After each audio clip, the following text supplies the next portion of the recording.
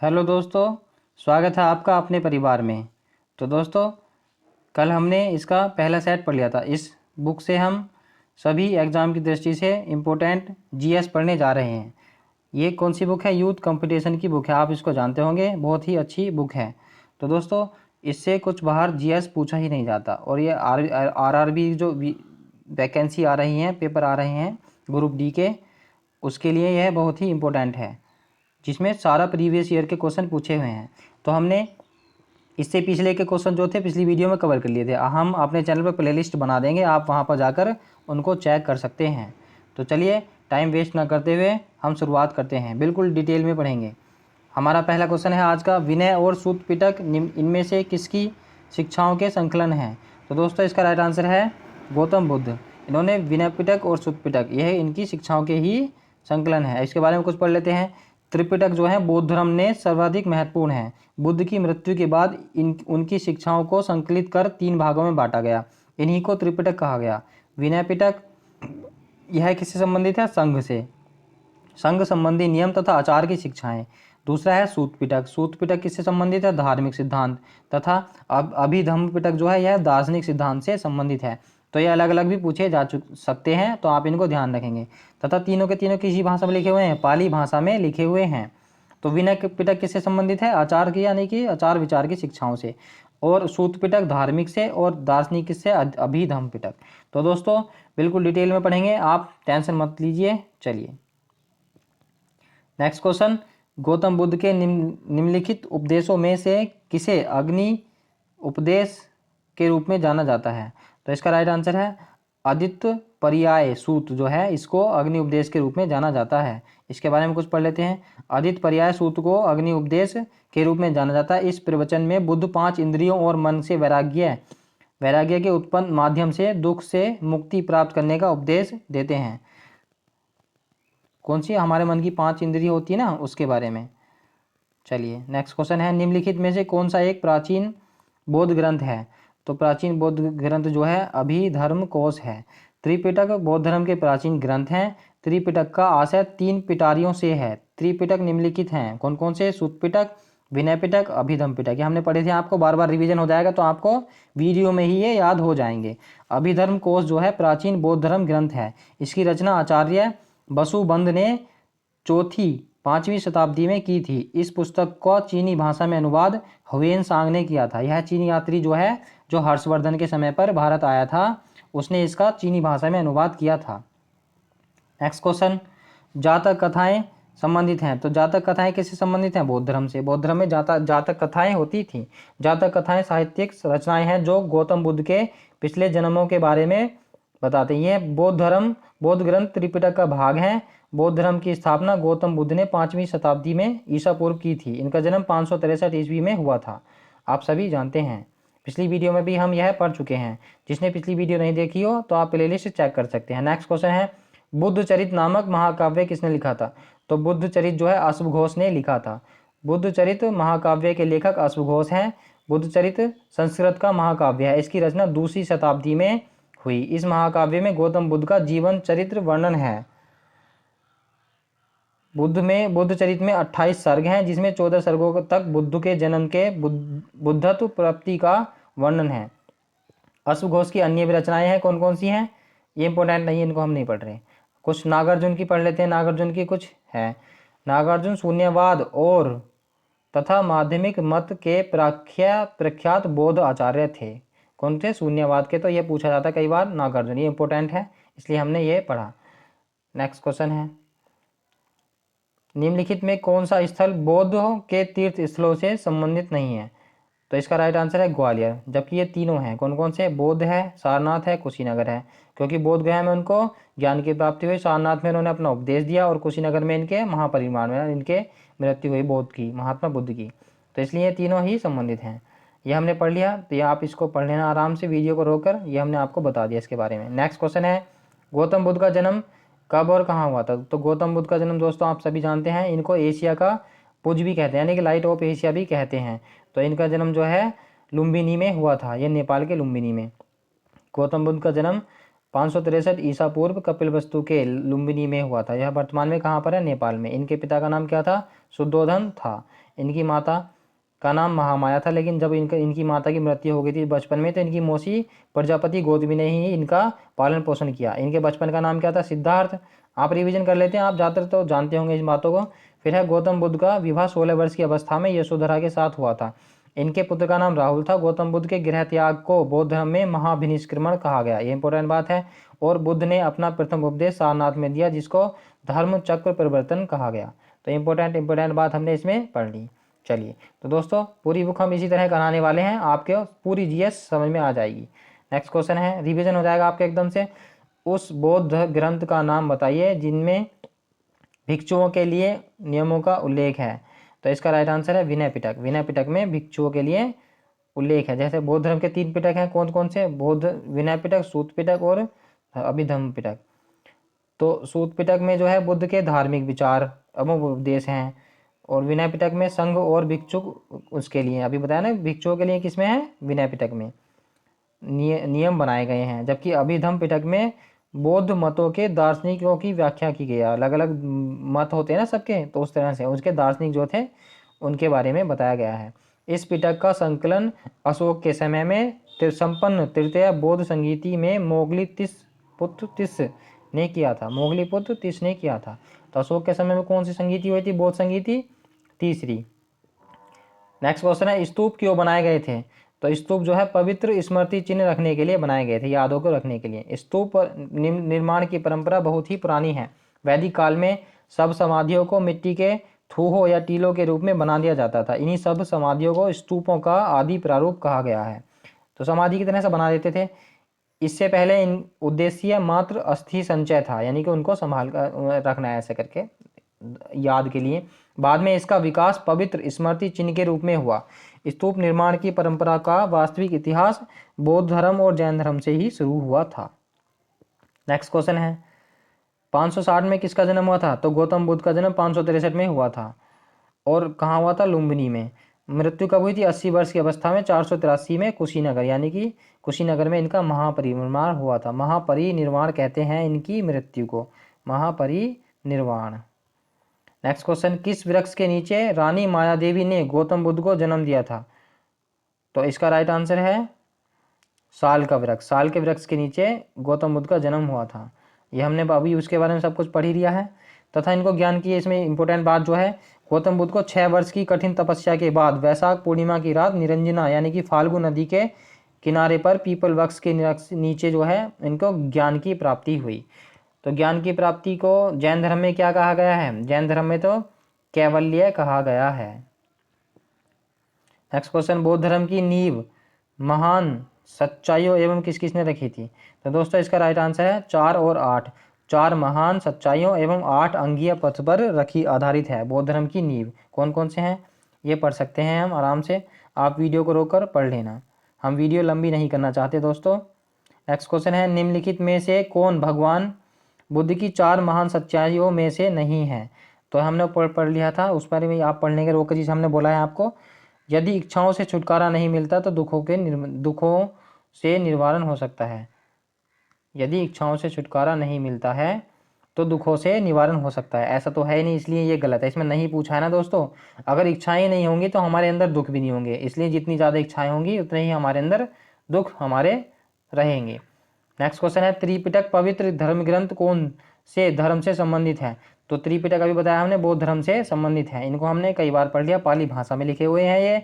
और बौद्ध की मृत्यु के बाद इनके जो अनुयायी थे उन्होंने इनको चलाया। इसके बारे में भी हम पढ़ चुके हैं। सूत पिटक का अर्थ क्या होता है? धर्म उपदेश। विनय पिटक किससे संबंधित है? भिक्षुओं से। और अभिधम्म पिटक जो है उनके दार्शनिकों से संबंधित है। तो आपका रिवीजन बार बार हो रहा है, तो दोस्तों इसलिए इस बुक से पढ़ने में फ़ायदा है, आपको बुक में ही पढ़ते पढ़ते ही याद हो जाएगा। नेक्स्ट क्वेश्चन, त्रिपिटक जो है इसमें उपदेशों का सबसे पहला संग्रह है, तो इसका राइट आंसर है बौद्ध धर्म में। दो या बताया त्रिपिटक किससे संबंधित है? बौद्ध धर्म से। नेक्स्ट क्वेश्चन है, गौतम बुद्ध ने अपना प्रथम प्रवचन कहाँ दिया? तो सारनाथ में दिया था, आप पढ़ चुके हैं। कुशीनगर में इनकी मृत्यु हुई थी, जिसमें अपना उन्होंने पहला ध्यान दिया। उसे क्या कहा गया? पहले ज्ञान को धर्म चक्र परिवर्तन कहा गया है। नेक्स्ट क्वेश्चन है, गौतम बुद्ध ने अपना पहला उपदेश कहाँ दिया था? तो ये सारनाथ में दिया था, अभी हमने पढ़ लिया ऊपर। नेक्स्ट क्वेश्चन, गौतम बुद्ध को ज्ञान की प्राप्ति कहाँ हुई? तो गौतम बुद्ध को ज्ञान की प्राप्ति बोध गया में हुई थी। गौतम बुद्ध ने बौद्ध धर्म के प्रवर्तक गौतम बुद्ध को 35 वर्ष की आयु में उरुवेला यानी कि बोध गया में बोधि वृक्ष, उसका नाम तो बोधि वृक्ष बाद में पड़ा, पहले तो पीपल का वृक्ष था वो, उसके नीचे निरंजना नदी या फाल्गु नदी के तट पर वैशाख पूर्णिमा के दिन ज्ञान की प्राप्ति हुई। इसके पश्चात ये बुद्ध कहलाए। बुद्ध ने अपने सर्वाधिक उपदेश जो है कौशल देश की राजधानी श्रावस्ती में दिए थे। तो इंपॉर्टेंट फैक्ट है, हमने पढ़ लिए। तो दोस्तों कई बार पढ़ने का ये फायदा है, इन क्वेश्चन इस बुक से यह पढ़ते पढ़ते ही याद हो जाता है। नेक्स्ट क्वेश्चन, बौद्ध ग्रंथों का अध्ययन के लिए विजयवाड़ा में कौन सा चीनी विद्वान आया था? तो इसका राइट आंसर है जुआन जोंग। यह बौद्ध धर्म के ग्रंथों का अध्ययन के लिए आया था। तो इसके बारे में कुछ पढ़ लेते हैं। चीनी बौद्ध धर्म की चीनी शाखा है, यानी कि बौद्ध धर्म चीन में भी कौन सा माना जाता है? बौद्ध धर्म। श्रीलंका में भी। बौद्ध धर्म की परंपराओं ने 2000 वर्षों तक चीनी संस्कृति एवं सभ्यता पर गहरा प्रभाव छोड़ा है।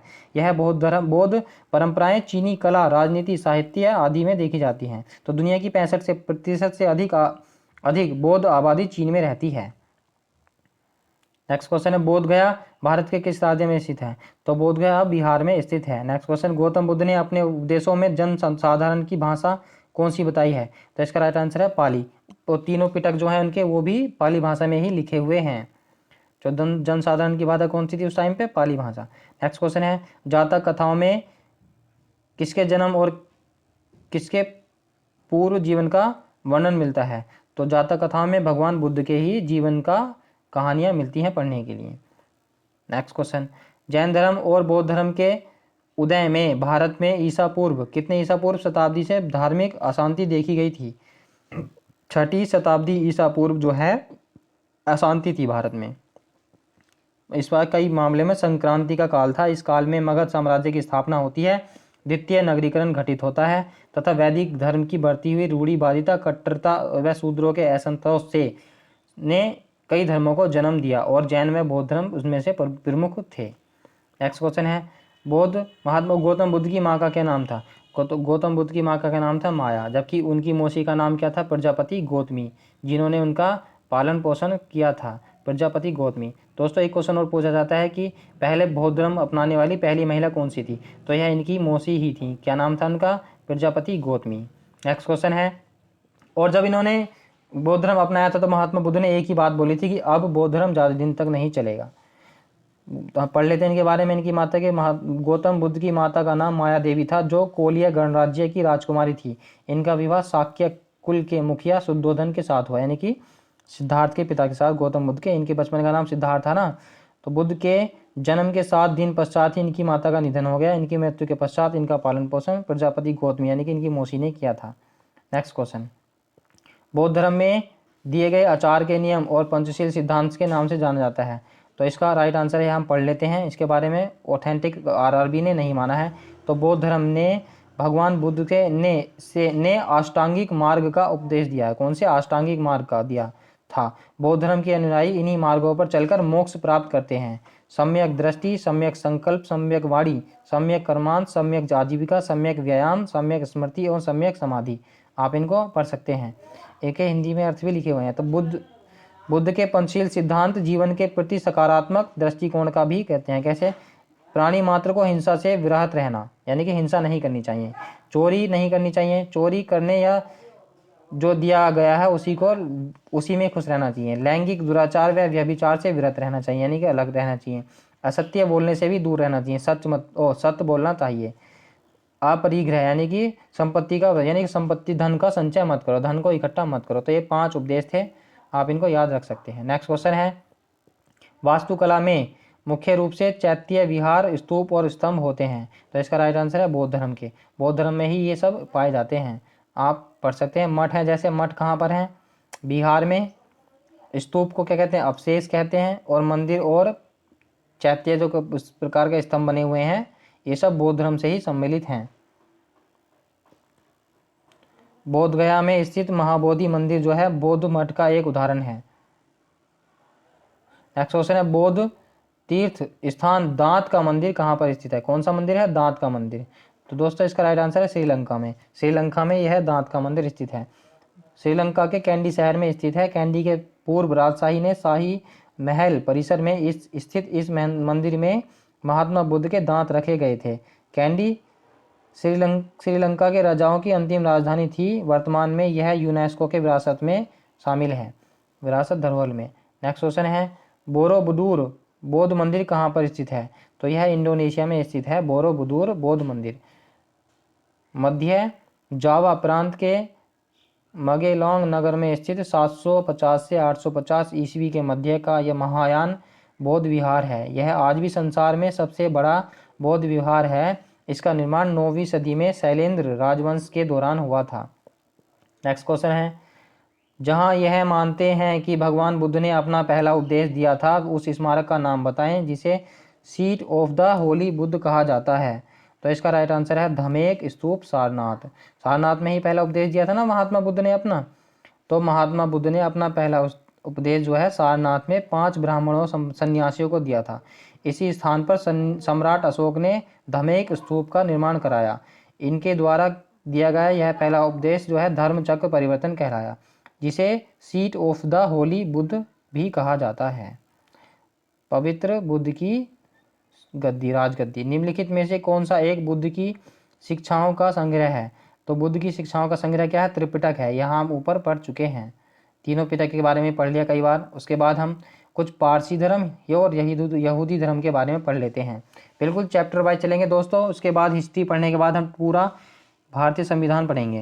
नेक्स्ट क्वेश्चन है, भारत का एक धर्म ज़ोरास्ट्रियन मुख्य रूप से किस राज्य में पाया जाता है? तो यह महाराष्ट्र में पाया जाता है। यह पारसी धर्म है। पारसी धर्म को मानने वाली अधिकतम संख्या जो है महाराष्ट्र में है। इस धर्म के संस्थापक महात्मा जरथुष्ट्र हैं। कौन से? पारसी धर्म के। भारत में इस पारसी धर्म के नाम से जाना जाता है, जो ईरान का सबसे प्राचीन प्रचलित धर्म है। नेक्स्ट क्वेश्चन है, निम्न शब्दों में से 4 युग्म दिए गए हैं जिनके 3 तरीके से एक समान है तथा एक अलग है। तो इसके बारे में पढ़ लेते हैं। तो अश्वेता जो है पारसी है, ये बिल्कुल ठीक है। नेक्स्ट क्वेश्चन है, तोरा। तोरा कौन सी है? ये यहूदी है, बिल्कुल ठीक है। उसके बाद है त्रिपिटक किससे संबंधित है? बौद्ध धर्म से, ये भी बिल्कुल ठीक है। लेकिन मंदिर ये हिंदू धर्म से, ये भी इनसे बिल्कुल अलग है। अश्वेता पारसी का है, ठीक है। तोरा यहूदी का, त्रिपिटक बौद्ध धर्म का, जबकि मंदिर जो हिंदुओं के पूजा करने का स्थान है। बाकी ये तीनों किस किस के धर्म के हैं? अलग जो पुराने धर्म थे उन धर्मों के हैं। नेक्स्ट क्वेश्चन है, जैन अवेस्ता किससे जुड़ा हुआ है? तो यह भी पारसी धर्म से जुड़ा हुआ है, जैन अवेस्ता। जैन अवेस्ता पारसी धर्म का पवित्र ग्रंथ है। पारसी धर्म में पैगंबर जरथुष्ट्र ईरानी थे। इनकी शिक्षाओं का संकलन जैन अवस्था नामक ग्रंथ में है। किसके? जो जैन पारसी धर्म के पैगंबर थे, जरथुष्ट्र। यहूदी किस धर्म का पालन करते हैं?